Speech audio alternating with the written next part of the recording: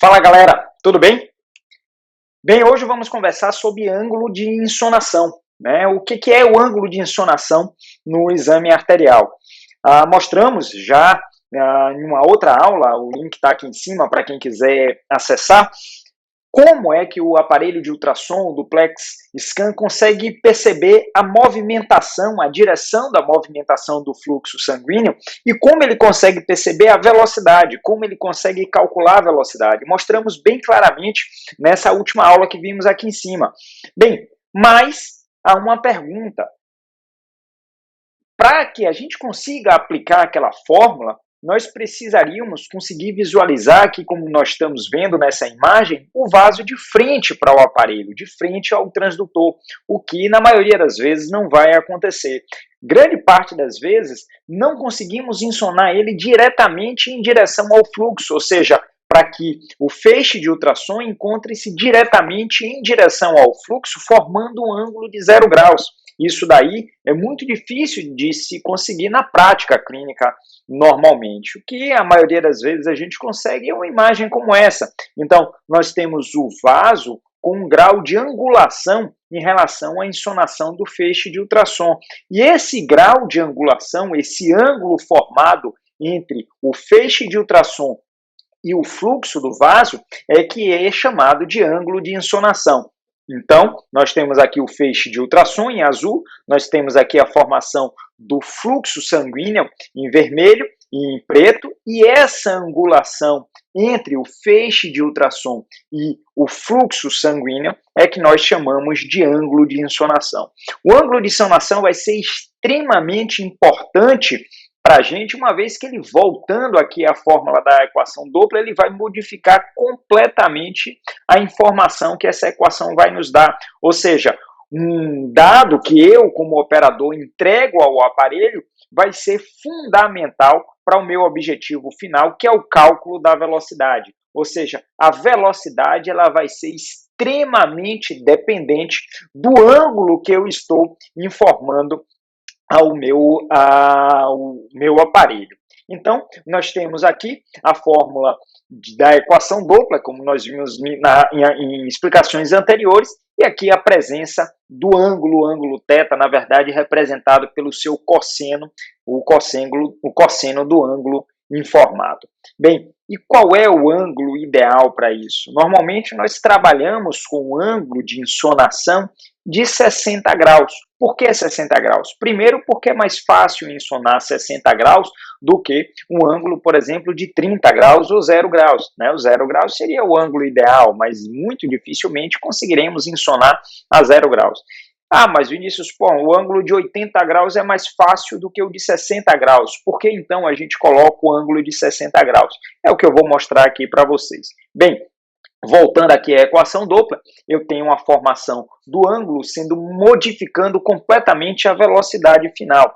E essa velocidade, quando ela modifica através do ângulo que eu estou informando, ele vai variar e mostrar uma informação extremamente importante, que é a variação da velocidade. E a velocidade vai ser mostrada para mim nessa curva espectral, e essa curva espectral ela é baseada na velocidade pelo tempo. Então, é um eixo que a gente tem a velocidade e o tempo. Então, perceba a importância da insonação, uma vez que vai modificar o nosso dado final, que é a velocidade, como a gente vê aqui, uma velocidade de pico sistólico, que é utilizada bastante para o diagnóstico de doenças arteriais. Na parte venosa, nós eventualmente precisamos colocar o ângulo de insonação correto, mas a maior importância está efetivamente na curva espectral arterial. Até porque essa curva, como ela é formada pela velocidade vezes o tempo, se eu coloco um ângulo de insonação diferente, eu modifico completamente essa velocidade final. Então, se esse ângulo não estiver encaixado corretamente,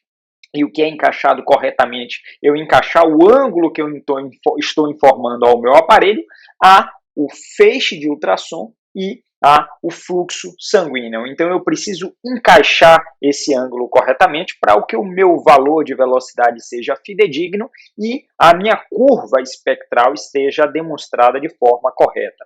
Vamos mostrar essa imagem aqui, que é uma imagem interessante, em que vai modificar a curva espectral de acordo com o ângulo de insonação na minha mão. Ou seja, se eu insono o aparelho de uma forma e eu for girando esse aparelho no mesmo local, eu vou ter uma curva espectral formada numa conformação completamente diferente, dependendo do meu ângulo de insonação. Por quê? Porque a curva espectral é velocidade num determinado período de tempo, e se eu modifico o ângulo, eu estou modificando a minha velocidade final. Então eu preciso encaixar o meu ângulo de uma forma correta, e o meu ângulo precisa ser encaixado na direção do fluxo, como nós veremos. Aqui então um exemplo em que eu tenho uma primeira insonação em um determinado vaso. Aqui eu coloquei no transversal para facilitar o meu trabalho de insonação, e aí eu coloquei na minha própria carótida a insonação de uma forma. Coloquei com 60 graus para a minha esquerda, por exemplo, depois eu insonei ele a 0 graus. A 0 graus a gente lembra aí que a gente vai ter pouca formação de imagem Doppler, porque a 0 graus o cosseno de 0 o cosseno de 90 é 0, então vai invalidar aquela minha forma, então a gente perde bastante captação de velocidade, captação do efeito Doppler, na verdade, e quando eu insono completamente ao lado oposto, eu vou ter aquela minha curva inicial completamente oposta, como a gente mostra aqui nessa imagem.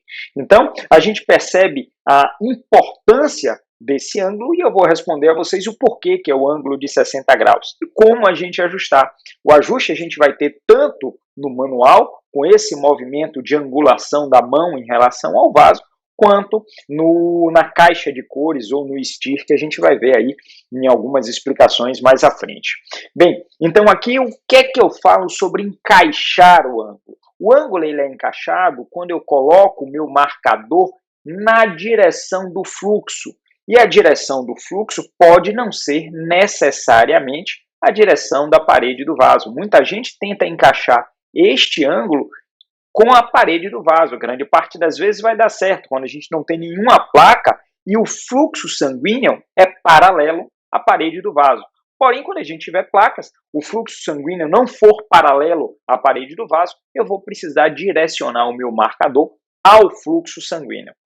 E esse ângulo formado entre o fluxo sanguíneo e o feixe de ultrassom, ele precisa ser um ângulo de 60 graus. Então, esse ângulo de 60 graus, ele é insonado entre o feixe de ultrassom, nessa linha que eu mostro aqui, e o fluxo sanguíneo, que é essa linha que eu mostro aqui. Então, este é o ângulo que a gente deve insonar, a um ângulo de 60 graus. Boa parte das vezes é o mesmo ângulo formado em relação à parede do vaso, porque quando o vaso não tem placas que façam distúrbios ao fluxo, o fluxo ele vai ser paralelo à parede do vaso. Então, esse ângulo daqui também vai ser um ângulo de 60 graus quando não tiver placa nesta parede. Então, o ângulo é importante que seja de 60 graus. Por que 60 graus?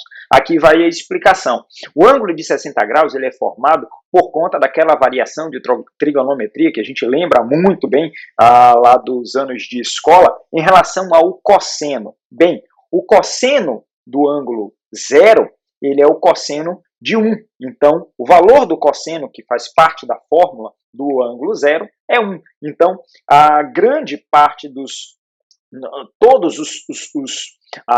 as velocidades vão ser captadas a essa angulação. Então, é o que a gente consegue, a velocidade mais fidedigna com a menor margem de erro.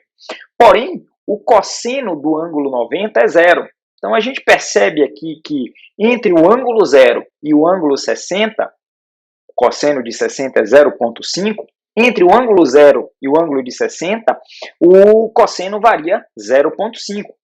E entre 60 e 90, o cosseno varia 0,5. Ou seja, nos 60 graus iniciais, o cosseno variou 0,5.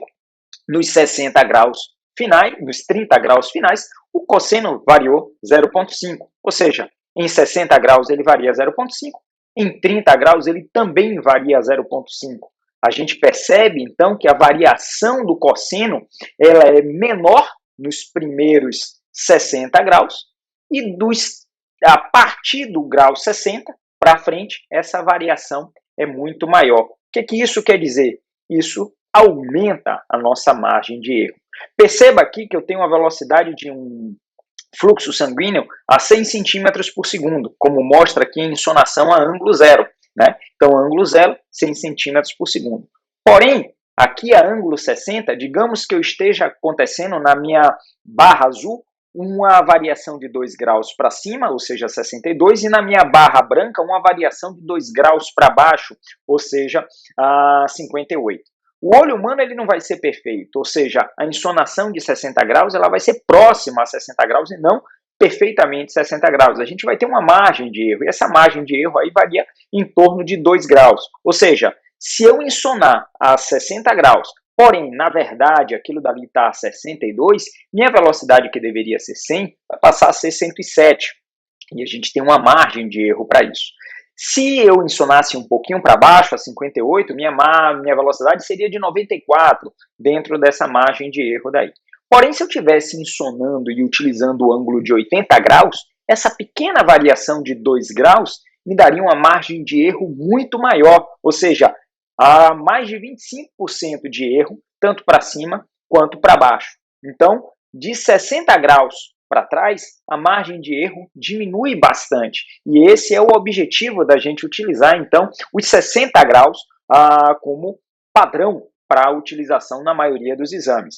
Se a gente utiliza 60 graus, a gente vai ter uma margem de erro pequena, com um ângulo fácil, mais fácil de ser insonado do que os ângulos inferiores. Inferiores têm uma margem de erro menor, porém são mais difíceis de ser insonado na maioria das vezes.